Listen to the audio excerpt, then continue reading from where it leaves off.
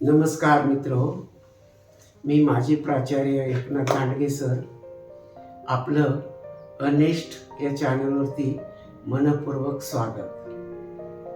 आपण प्रत्येक वेळेस वेगळ्या प्रकारची माहिती तुमच्यापर्यंत पोहोचवतो. आपण जे काही नवीन करतोय ते तुमच्यापर्यंत पोहोचवतो. आपण या अगोदर आवळा आणल्यापासून ते आवळा वाफवून घेणं आणि तो का घेणं गरजेचं आहे याच्याबद्दल माहिती पाहिली.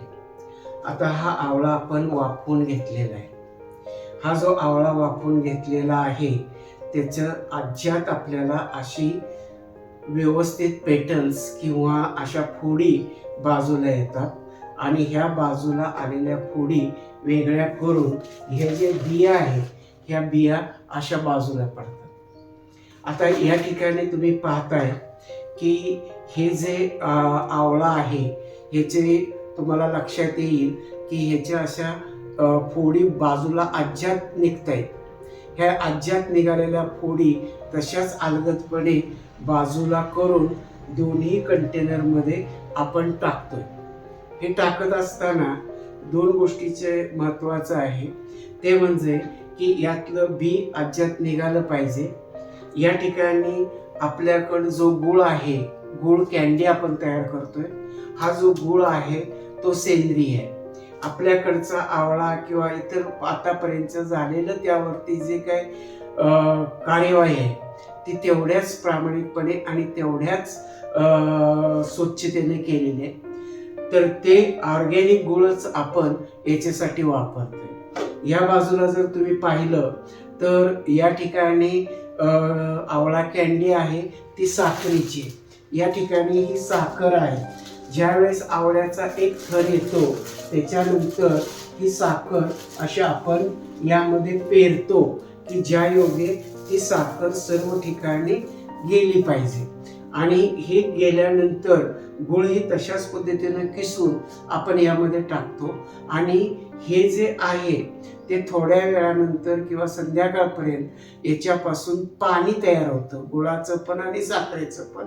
आणि त्यामध्ये ह्या आवळा कॅन्डी ज्या आहेत त्या आवळा कॅन्डी मुरवल्या जातात.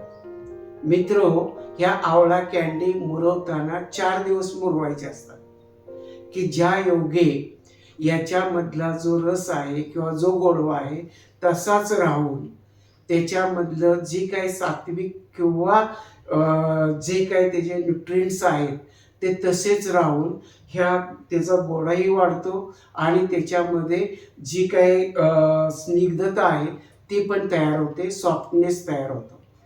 फक्त अट एकच आहे की दररोज ह्या आवळा मिक्स केलेला जो आहे त्या आवळा कॅन्डीला दररोज हलवावं लागतं की ज्या योगे म्हणजे चांगल्या तऱ्हेनं घुसळून निघालं, हलवलं की ती फ्रेशनेस वाढतो आणि पाक व्यवस्थित यामध्ये मुरला जातो. तर हे झाल्यानंतर परत 4 दिवस याला सावलीमध्ये आपण वाळवतो. उन्हात जर वाळवलं तर त्याचा परिणाम वेगळा होतो, त्यामध्ये कलर चेंज होतो. जर हे इतर स्टीलमध्ये किंवा ॲल्युमिनियमच्या भांड्यामध्ये वाळवलं उन्हामध्ये तर त्याचा कलर चेंज होतो. म्हणून आपण प्लॅस्टिकवरती किंवा एका स्वच्छ असलेल्या ह्याच्यावरती कागदावरती आपण हे वाळवतो काय ज्या योगे हा रस कसला जाणार नाही किंवा हा रस शोषला जाणार नाही. त्यामुळं तो 4 दिवस सावलीत वाळवल्यानंतर त्याचा सॉफ्टनेस तसाच राहतो आणि त्यानंतर ती मार्केटमध्ये किंवा आपल्याला वापरायला फायदेशीर ठरते.